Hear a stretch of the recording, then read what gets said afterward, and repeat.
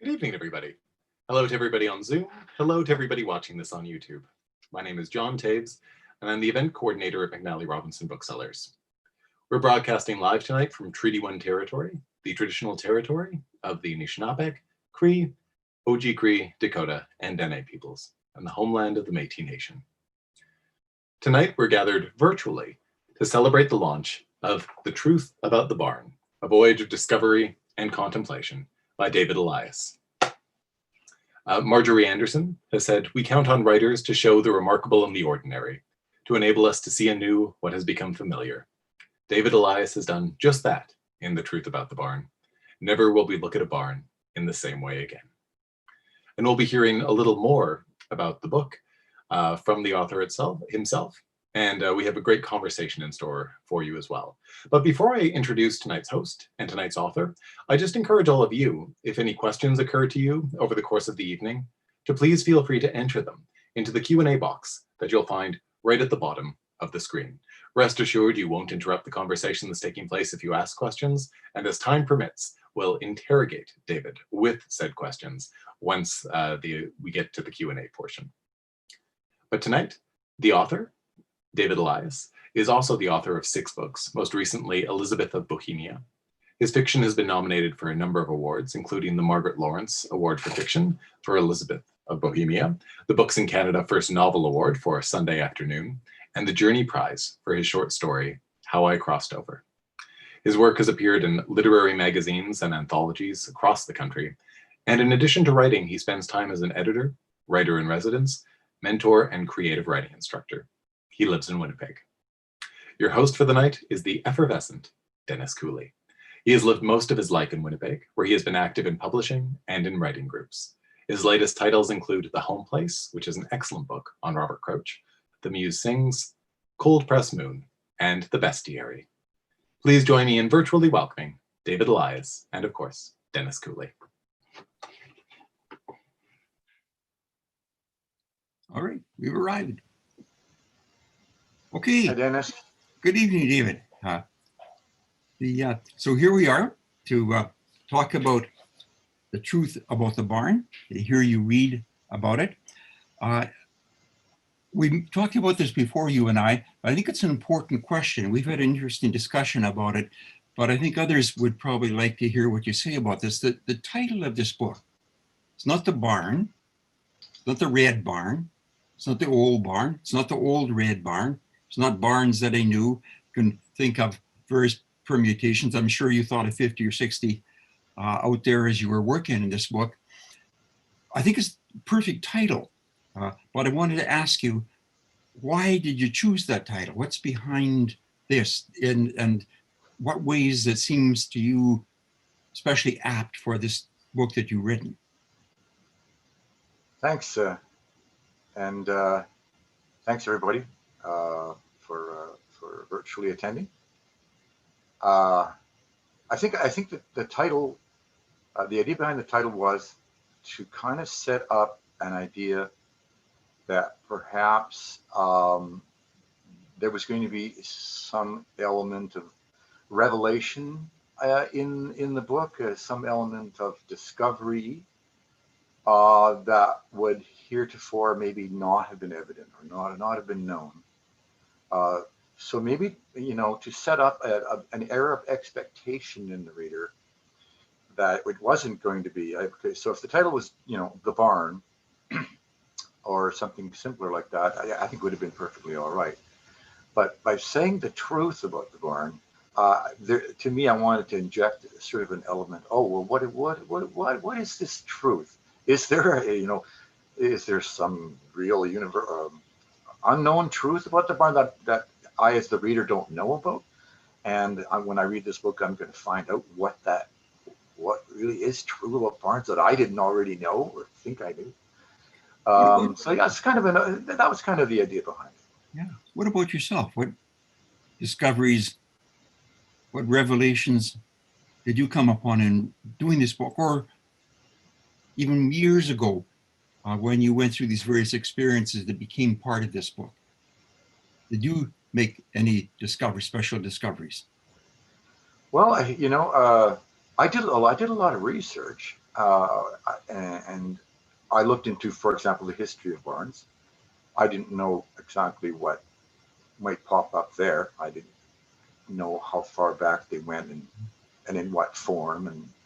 And so I did a lot of research in terms of historical elements having to do with the barn, geographical. One of my first areas of investigation was why almost all barns that we think about or see are red. And because if you know, I mean, I literally did this with my own grandchildren. I said to them, and they're just, 8, 9, 10. I said, paint me a picture of a barn. And invariably, whatever they came up with, it was red or some shade of red. And so I just really became interested in that whole notion and started doing a bunch of research on it, and also injecting my own ideas about what might be some reasons for it. I mean, I'll give one quick example. Some people used to come up with the idea that barns were red because it would be easier for the cows to see the barn when they were out in the pasture, and they were looking to head home and looked up, and there was the bright red barn beckoning them. And that's a pretty good theory, except for the fact that cows are colorblind, and so that really doesn't fly at all. And then I came across quite a number of other theories about why they're red, and as you see in the book, it's pretty simple actually, and it has to do with what materials early farmers, North American farmers, had on hand for to paint their barns with. It's really what it comes down to. It's a great story. I really enjoy it. Many points, small little stories here and there. They're highly entertaining and informative. But I want to go back to the question with the title and experience. A lot of the material in here is, I take it, personal, from your own personal ancestry, history, as a young kid on a farm in Manitoba. And one wonders, are there any special discoveries here? The subtitle speaks of discovery and contemplation. It's a very good subtitle, I think, because it points in a couple of different but related directions. I guess let me try this one. What contemplation might there be in this title, in this looking for the barn, the truth about the barn? Can you speak to anything there? I mean, I'm thinking there is a secret in this book that emerges pretty dramatically. There is a secret, actually, many secrets, but I think there's a big secret. But I wonder what you'd say. Well, the contemplative element is really just me looking back, starting off with the notion of, quaint. How quaint is the barn? It's an idyllic place, and the whole bucolic aspect of it. And that's how I started out with the writing. All the tropes and stereotypes that you find about what the environment is like in and around the barnyard. Old MacDonald, and I mean, there's so much of it. I mean, Dorothy and the Wizard of Oz leaning against a haystack in the barnyard and singing "Somewhere Over the Rainbow." Contemplating another whole type of existence. So there was that element to it. But then, as I began to look back in my own experience, it suddenly became pretty evident that there were a lot of memories that I had about working in barns that were far from idyllic and were rather, unpleasant to think about. Nasty chores that had to be done, and unpleasant tasks and traumatic events. I mean, and so then I had to make a choice and decide whether I was going to pull an aspect of memoir into the book. At first it was just going to be all these fun facts about barns and so on and so forth. And then it became, well, no, I think there's going to be this other element of memoir, and it's not going to be sweetness and light. It's going to be some stuff that's, you know, maybe readers will go, wow, that's, you know, I didn't really see that coming. Yeah. But I can say that I kind of, in a way, didn't really see it coming either, No. until I really got into it. And then I had to make a decision about what kind of a book I was going to write. And in the end, I decided I was going to do both ends. I was going to do some very personal material in terms of my relationship with life in the barn, as well as, you know, really just being this omniscient narrator talking about esoteric ideas, historical, cultural, and so on. So I decided I wanted to have both elements. But let me ask you about a part of your memories that work in this book. It seems to me that there are many versions of barn in this book. One of them in the early part of the text is almost elegiac. The barn is a quiet place, an intimate place, a reverential place. The barn is, in many ways, as you name it, a cathedral.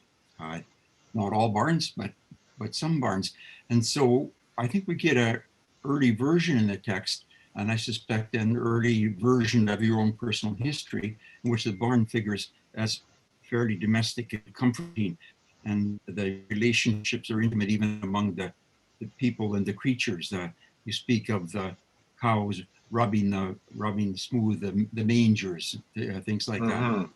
So I was hoping you speak to that, but also I don't know if you'd be prepared for this, but there's that wonderful passage in page 24 where you talk about that. Mm-hmm. Where you is that something that you can grab for us? I can. Bringing this on you suddenly? I have. That's one of the places that I have marked. Yeah. It's the beginning of chapter 2. Chapter 2 is called Barnes Cathedral. Yes. And it deals with both aspects, personal and also the fact that in early times, many of the great early barns were actually built by the same carpenters who built the churches. So yeah, I can read a short section called "I Will Lift Up Mine Eyes" to give you the idea. Yeah. Okay. Okay. I will lift up mine eyes. There are certain iconic elements that immediately come to mind as soon as the word barn is uttered. It starts with a set of sturdy red wagon doors, trimmed in white and set into an expansive front gable. As you take hold of the cast iron handle and pull, you feel the resistance come thick and steady. Hear the oversized hinges sigh and creak under the weight of all that wood. The doors are split into two halves, so you leave the upper portion open. Rest your elbows on the sash for a moment and lean out into the sunshine before turning to venture into the gloomy yet inviting interior. The weathered floorboards creak under your footfalls. Pigeons flutter overhead as you make your way along the center aisle. You discover a cat curled up on the sunny ledge of a dusty window. A sigh of wind wisps through the rafters high above, where narrow shafts of light break in beams of shimmering yellow. Somewhere out in the barnyard, a rooster crows. You reach out to run your hand along a hay manger, where morning and evening the cows, now out to pasture, stand to be milked and fed. The wood, shiny and dark, curves gently under your fingers, worn smooth in the most agreeable way from years of being rubbed against by those large and humble animals. There's an aspect of quiet reverence about the place that evokes childhood memories and perhaps even a vague sense of longing. Gaze up at the rafters and you might just as well be casting your eyes into the Gothic arches of a medieval cathedral. As a child growing up on the Canadian prairie, my early and artless attempts at prayer were more likely to originate not within the intimidating confines of an austere church, but in the muted bowers of a lowly barn. Though the prospect of meaningful contact seemed elusive in either setting, the stall held more promise than the pew. My supplicant pleas for absolution, born of transgressions, real and imagined, seemed somehow less contrived there, and forgiveness more within reach. I was free to cast off all the bothersome trappings of culture and expectation. The barn was a private place, possessed of an easy and genuine humility, with little room for affectation, while church engendered pretense and ego, itching to be scratched under the collar of all that piety. Okay, an unlawful church, but an intimate, personal church for this young man. It's a kind of pastoral world, isn't it? That's intimate sense of moving through that world of the senses, the touching, the textures, the description of the doors opening thick and steady, hinging and creaking, sighing and creaking. It's very powerfully realized. It's not long after this, you write about the dismantling of that barn. This is the barn that you knew intimately and positively and saw as a sacred space, a sheltering space. And not long after that, it goes down. You describe in graphic realism what it was to dismantle that barn. Yeah, that was after my father had decided that the traditional barn and the traditional approach to farming on that kind of a scale was something he was going to leave behind, and he was going to go big. And so he built a turkey barn to hold 30,000 turkeys, about 275 feet long, 80 feet wide, just a massive edifice. And so then he completely went into this type of ranching that really was very out of place in that community that we found ourselves in. And he had a bit of a hard time with it.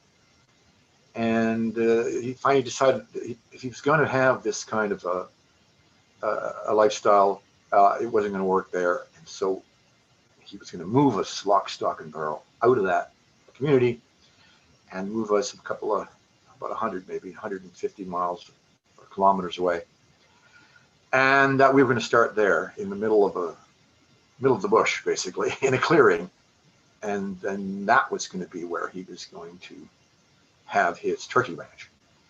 So he decided the best way to go about it was to simply dismantle the barn and piece by piece take it all apart, load it up on trucks, haul it out to eastern Manitoba, north of Voyage, from where it had been near the U.S. border in southern Manitoba, and put it back together. And so that was how I spent an entire summer as one of the hands. 15 years old. I think I was 15, 15 or 16, 15. When we were given that task, there was 3 or 4 or 5 of us that went about it. My grandfather was one of them, and my brother, my older brother, and a hired hand that we took on to help. So I think that's another place where I can do a short reading, if you like. Yes, give you some idea of catch the rhythms of that and the detail of it. So graphic and to see it, but we can feel virtually the kind of work that you're doing.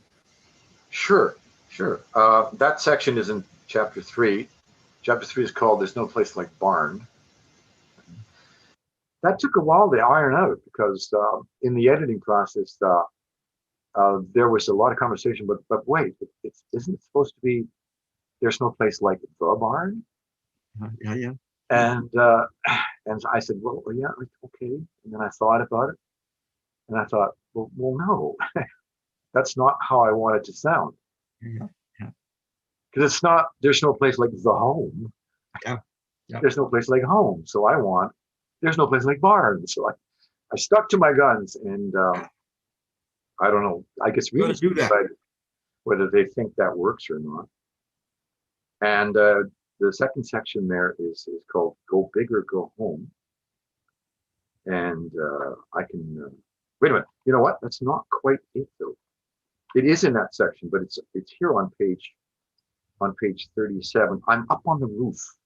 Yep. The roof was constructed out of 4x8 sheets of plywood, hundreds and hundreds of them, on two slopes, slightly sloping sides of the roof, each one as big as a football field.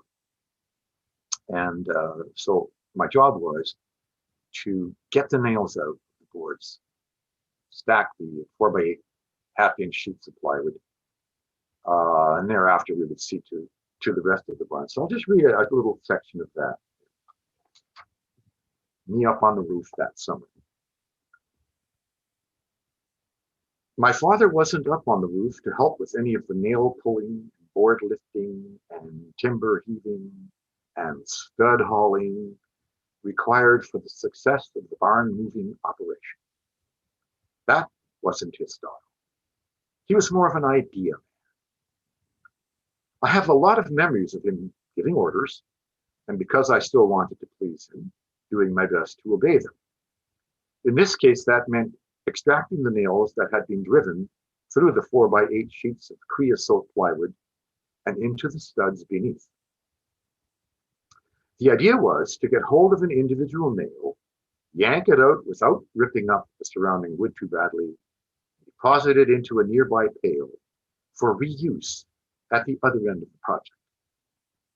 To accomplish this task, I'd been issued a heavy-duty nail puller fashioned out of forged alloy steel. It featured a heavy plunger along the shaft and a tempered jaw at the tip that ensnared the head of a nail in much the same way an eagle's beak hooks into the flesh of its prey.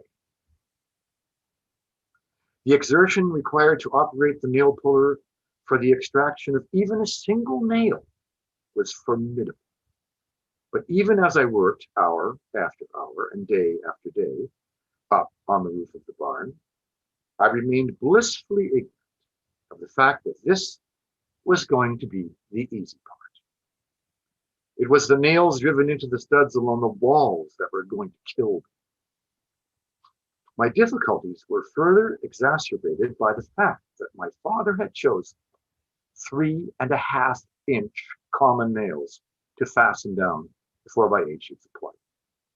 A classic case of overkill, meant to keep the nails from popping out when the ravages of repeated Canadian prairie winters took their toll.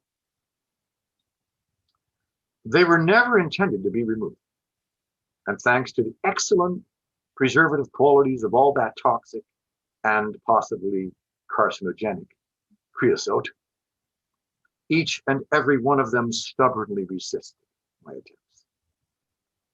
I would position the puller carefully, pound the plunger down along the shaft, and sink the jaws into the wood to get a good grip on the head of the nail. Then I'd set myself and pivot, using the heel of the puller as a fulcrum to yank it up out of the wood. It rarely came out on the first try, and usually required a second or third application.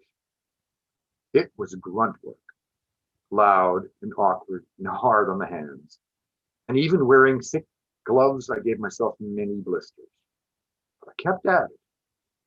I've already told you why. Once I'd extracted all the nails, a couple of us would lift the board off and carry it away. When these had been removed, we started on the rafters, and after that, the studs, of which there were hundreds, and lastly, the larger framing and oak timbers that held everything up. Everything was numbered, labeled, before we loaded it onto a fleet of trucks and trailers and hauled it to the new acreage. There, everything was laid out and hammered back together again, with the nails we'd saved in the buckets. And we got it all done before the snow arrived. There's a kind of comical madness to this. I mean, for all the horrific and grinding work, It's appalling. It's almost macabre.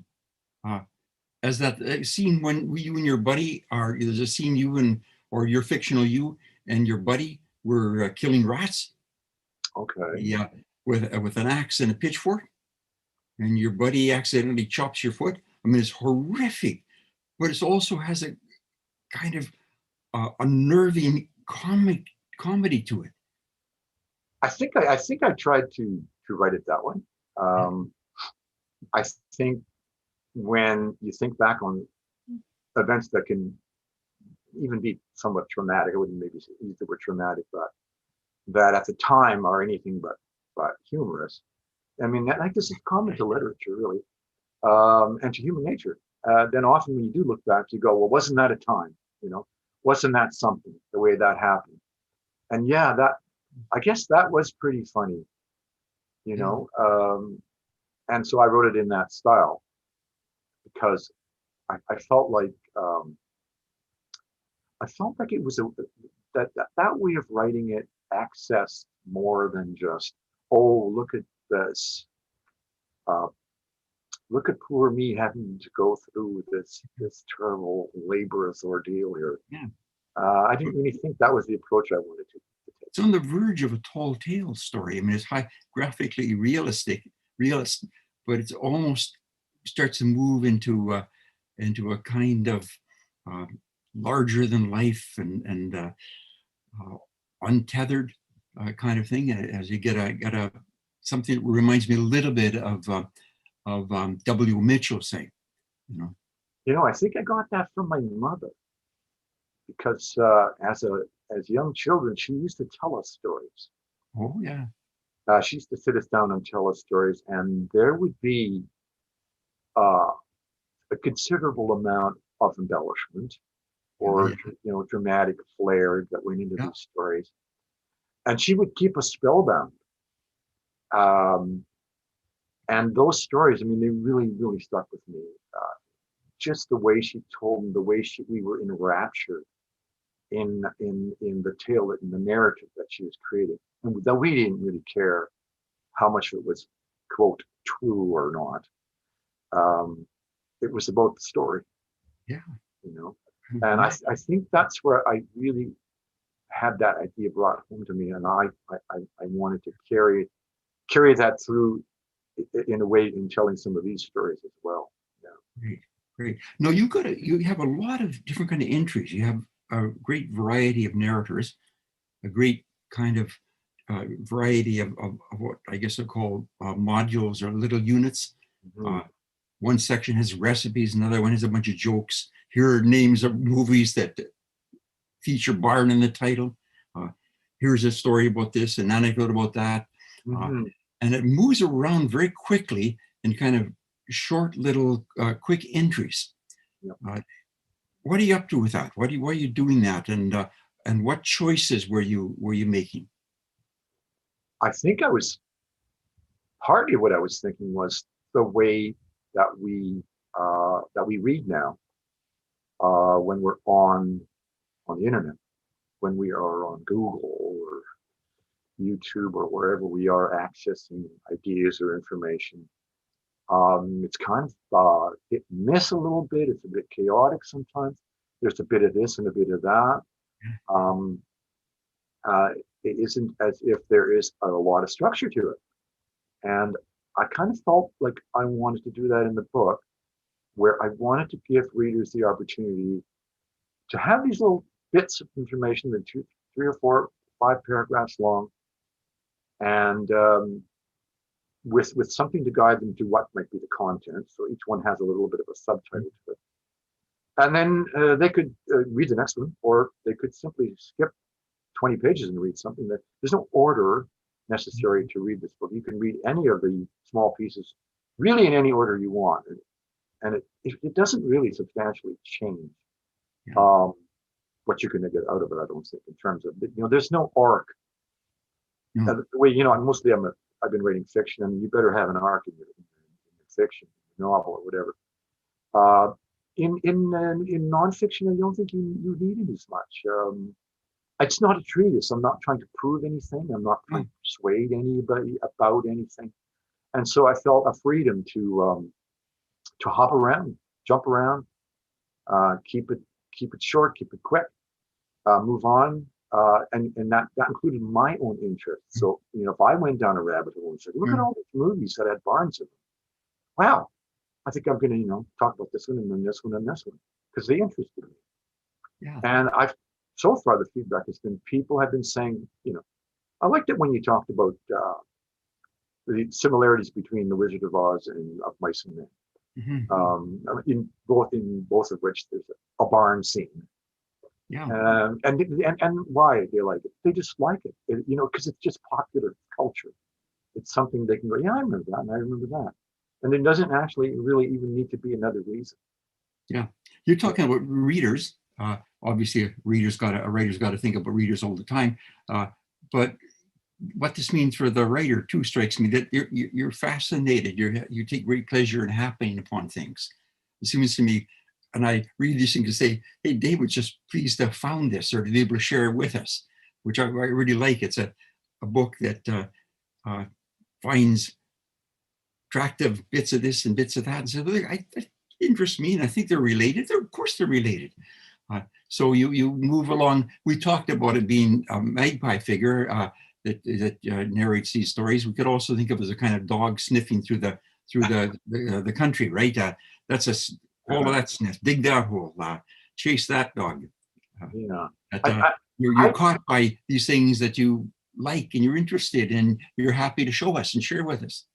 And I think I do this, and I think in your case, Dennis, in your work, in your poetry, I see some similarities there. I think don't you do a little bit of that kind of thing yourself, where you allow yourself to become interested and fascinated in something particular thing that you just stumbled across, and you let yourself go there, and work comes out of it, right? Yeah, it'll seem trivial or interesting to a lot of people, but I think there's a kind of sensibility party involved in this. That people who enjoy jokes, some people don't enjoy jokes. But you said something interesting. I think you said something there about, because the work of the writer, poet, nonfiction, whatever it is to make it interesting. Okay, so you've come across something that you as the author find interesting, but that may be just you, right? So how do you make it interesting to the reader? And you never can be sure, but you have to make those guesses all the time. If you think it works, you got to be thinking that it might work for somebody in your audience, right?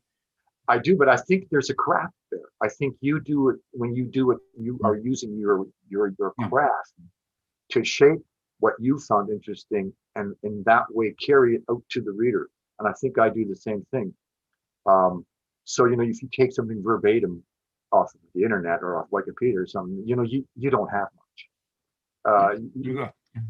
You got to do a lot more with it than that. For sure. We're probably are getting close to our time, David. I want to sneak in a couple other questions if I can, or topics. I saw this book in manuscript, and I liked it. Wrote a very happy statement for it. But when I read the book, I found and there's even more interesting items in the book, things that weren't in the manuscript. I don't know if I got this lined up properly, but hold it up good and close. Okay, but all through the book, we find all sorts of graphics. You got that? Yes. Yeah, a little higher. Yeah. Okay, all right. Well, many of these guys all across it. The dovecote. Okay. Where did these come from? And what are you doing with them? Did you wrestle with your editors on this one, your publisher, some of your own drawings? Up a little higher. Whoop. Yeah, and to the left. There you go. That's good. That's good. Yeah, that works. Yeah, that was a drawing I did of. I like that. I really like them in the book. I think they're really effective in all kinds of ways. I was really enjoying what you did. I was enjoying drawing and sketching interiors of barns, exteriors. It was just cathartic for me. I don't know if I really can verbalize exactly why I liked it so much. It just was something that I really enjoyed doing. And then I thought, well, okay, there does need to be a visual aspect to this book. And everybody agreed, the publisher certainly agreed on that. So what's going to get in? And so I wanted a combination of things. I thought, why not put some of my own work in? It's strictly amateur, but it's there as something that I engaged in, and it does, show some aspects, like that one showing the timber interior of a barn. Then I thought I wanted some historical artwork. There's the one that you held up. There was an old painting that's 300 years old, I think, or 400. That painting done of the building of Noah's Ark, which to me astonished me when I saw it, because it resembles very much the. This one? Go to your left there. That one, actually, okay, let's talk about that one. That is a very old Neolithic temple. Well, they think it's a temple on the island of Gozo near Malta, that we visited some years ago, my wife Brenda and I. And when I saw that, it struck me that it looked like those were maybe compartments for animals. They were pens for animals. And I did some more research, and sure enough, I found out that there had been evidence. We're talking these are 4,000 years old. These temples are very, very old. That there had been some animal sacrifice, and indeed there had been animal remains found, and there were also some very old graphics, inscriptions and such. And some of those were actually of cows and pigs and so on. So to me, that was an aspect of the barn that was quite far removed from the original premise of the little red barn on the farm. Yeah. But nevertheless, it still contained elements of possible animal husbandry, or of animals being put into enclosures and used for our human purposes, whether it is to eat, to sacrifice, to whatever the case may be. Yeah. You have great stories of the development of animals for agricultural purposes, the breeding and the long lines of them, the ancestries. That's a beautiful kind of combination of research, science, and narration, and a kind of poetry in one moment. Let me ask you related. We're talking about these bits and pieces that kind of come in, could be in almost any order, but that's the nature of the structure. The narrator himself is a kind of a wanderer. He wanders here and he wanders there, and comes upon this. I mean, geographically, of course, he does, but he does that also mentally, emotionally. There's the migration here and there. Most vividly for me, and maybe most comically, is when he drives into the countryside in his car, and he spots a barn and says, who's in there? I wonder if I can have a look at that barn. He drives up the lane, and he says, excuse me, could I look at your barn?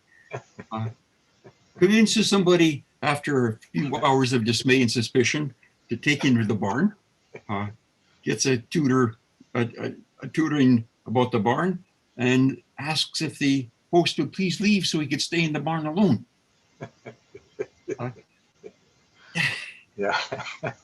Well, the last part, I don't know if I actually came out and read out and said it. I probably more hinted at it, because what I found was when you come into a place where there's a barn that interests you, and there's a farmer there, or it could be anybody really that lives there, works there, once they sort of cross the threshold and realize that you're actually not a wacko, that you're kind of just interested, you really are interested, then the floodgates open, and they just want to tell you everything that they could possibly tell you about that edifice and what happened in there and who built it, and just everything that you can. And then you're getting more information than you actually want, because it really does go on and on. And that is the point at which you sort of have to kind of excise yourself from that process to spend some time where you can just look around and you can just explore. Yeah, instead of being, talked at the whole time. Yeah. That's right. Yeah. So, and then there were other places where there were barns, like, for example, in a museum setting. I went to some museum settings where there were barns, and tried to go there on times or days when there wasn't anybody there. And that was one of the best experiences. Go up into the loft all by yourself and just sit in that loft and just, look out at the countryside below and listen to the sounds, and smell the smells, just be there. Yeah. And that's something I really enjoy. And that's a kind of almost in a return to that idyllic memory, the child in the barn, right? Being restored to a connectedness there, and a stillness, and to use your term, a kind of contemplation. Absolutely. And even meditative. I would say even meditative. Yeah. An hour on a hay bale up in a loft alone, listening to nothing but the sounds of the barn, or the sounds outside the barn that manage to find their way in. Try it. You should all try it. It's actually quite a rewarding way to spend an hour. Yeah. Yeah. When I was a kid, I used to sit in the hayloft and daydream now. We talked about form. I'm thinking we may have some people showing up. We do. I wonder if we've got some questions out here where it looks like we're getting close to folks out there. Yes, we do. Before we go there, I have been asked by the publisher to read the statement. That is, Great Plains website has a signed copy of David's book, The Truth About the Barn. And you can enter for a chance to get that copy if you go to this website, Great Plains, all one word, greatplains.mb.ca. And you'll see a page there that speaks of The Truth About the Barn, mentions it as a new release, and you can get an extra or an entry there by using the code CRAN. That's KRAHN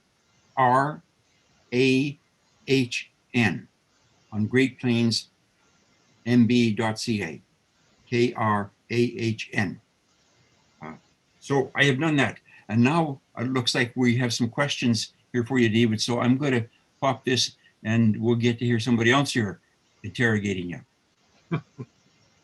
Okay, we have here Magdalene Redekop says, Hi, Magdalene. I don't know. Well, she must be able to hear. Of course she can. How does the truth about the barn change when the barn in question is part of a house barn? That's a good question. Yes. Well, Magdalene and I, we know each other a little bit, and we both know a little bit about house barns and the Mennonite tradition of house barns that still exists. So you can travel down to southern Manitoba to some of the villages there, the Mennonite villages, and still find the house and barn connected. And actually, in a few of them, there are still people occupying those house barns. Some are more museum-like. They've become museum pieces. And it's certainly something that was part of my past, not in a direct experience, but I'll give one quick example. There's a village in southern Manitoba called New Bergtal. It's a National Historic Site. It contains a restored Mennonite house barn, which of course are connected together with a walkway or gangway in between. And that barn, they hauled that barn there from another village many, many miles away called Neuhorst. And Neuhorst was the village where my mother and my grandmother lived. My mother grew up there, and my grandmother lived there as well. So Mennonite house barns are, very directly related to my very recent past, Yeah. even though I David- might find myself, never. So David, can I break in on you? I think we've got a problem here. Evidently, we have this little question request type answer. I'm not sure how we would do that. I'm going to see if John Taze can come in here. John, can you help us here? Oh, you don't need to worry about typing the answer, Dennis. Just answering the question verbally will take care of everything. Oh, all right. Okay. We're back again. All right. Thanks, then. Okay. Thanks, Madeline. Okay. So we're now to Mel Marginet. I'm sorry if I got this wrong. Reading that section of the animosity in the town towards your dad's go big style of farming and the decision to move so far away and, as you say, sort in the middle of nowhere, I couldn't help but think of your mother. How was she impacted by all this? It was tough. It was very tough for her. She was taken completely out of her element in terms of the community that she knew, the people that she knew. We went from very rich, productive farmland where she grew a fabulous garden to a stony, a stony type of land, bush and field where she was very disappointed. I remember her disappointment that first year when she tried to come up with, she still managed a pretty good garden, but compared to what she had, that would be like one example of how it was really tough for her. The house was not the house we had lived in before. She was isolated, and I think for all of us it was really a very, very difficult adjustment. But at the same time, we were exposed now all of a sudden to a completely different culture, and it wasn't that long before we had people coming around, had people that we became friends with, and found ourselves in a completely different kind of a rural community from the one that we had been, kind of torn away from, really. So yeah, it was very difficult for her, for all of us. But for just looking at what happened to me, I think there were benefits in the sense that I saw a completely different type of rural life that I would not otherwise probably have been exposed to. Good. Okay. I'm now at a moment that Karen Luchak has asked, can you talk about the standard shape of barn? But again, I got some system here. I'm not sure if John Taze is going to answer this question live. Is this true, John Taze? No, not at all. That just indicates that the question will be answered live, likely by. Okay, because if you were going to answer, we were going to turn it over to you. No one wants me to answer that question. We'll revert to our own resources. Sorry, thanks.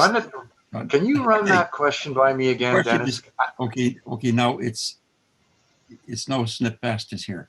The question was about the shape of. What's about the shape of the barn? What is the standard? Was it the shape of a barn? The standard shape of a barn? Can you talk about the standard shape of a barn? Yeah. Yeah. Well, I mean, really, the shape of a barn. There are different. I didn't include all of it in the book. I discovered barns that were round, perfectly round. In terms of the actual body of the barn, rectangular, of course, square, different types of shapes. But basically, the variations in shape come mostly at the roof, and so there was. I mean, and even there are local preferences. So some people in this part of the world have, when they see a barn roof that is just straight, slanted, too straight, just a peak with straight sides, they call that a hip roof. But if you go to another area, they won't call that a hip roof. For them, a hip roof is one that has 4 slanting sides in 4 different directions. And then, and then you have a gable roof. which has which goes up at a certain angle, then the angle abruptly changes to a shallower angle. There's a picture in the book of a roof that is perfectly rounded. It's oval shaped, and which is very unusual, really, because to get the wood to have that kind of a shape in the early days, that took a lot of doing. I think the basic thing I would say is that the shape of the roof often has a lot to do with what you want to store in the loft. If you need more space, you make a gable roof. That's one that has the two different angles, and you actually end up with more space to put your hay and your bales into. Great. Yeah. Great. Okay. This next question you talk about in great detail, actually, in your book. Billy Elias, relative? Yeah, that would be my son, I think. Okay. This is a setup. What do you make of the current trend of barn chic? That is, weddings being held in barns, barn boards as home decor, that sort of thing. Yeah, I have a whole section on that, and I went to visit some what I call repurposed barns. There's a picture of one in the book. Well, two pictures. There's a before and after picture of the very same barn, which I had come across when it was just a regular barn, and I thought, wow, that's a really interesting looking barn. It's you can see it now. You just drive down St. Mary's Road, right till you get to the turnoff to Niverville, and you just look on your right, and you'll see a huge, elaborate wedding venue with all kinds of different sections to it, and it's now a very popular wedding venue. But there've been lots of weddings in there already. It's only a couple of years old. And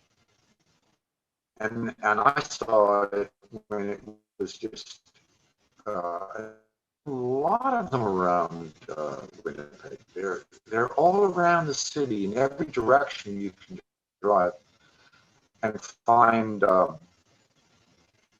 these wedding socials, whatever event you want to put on. In these repurposed barns, it's becoming kind of almost vogue. Young couples who want to have a fabulous barn wedding with all the attendant accoutrements. That's becoming quite a thing. Okay, they're rolling in here.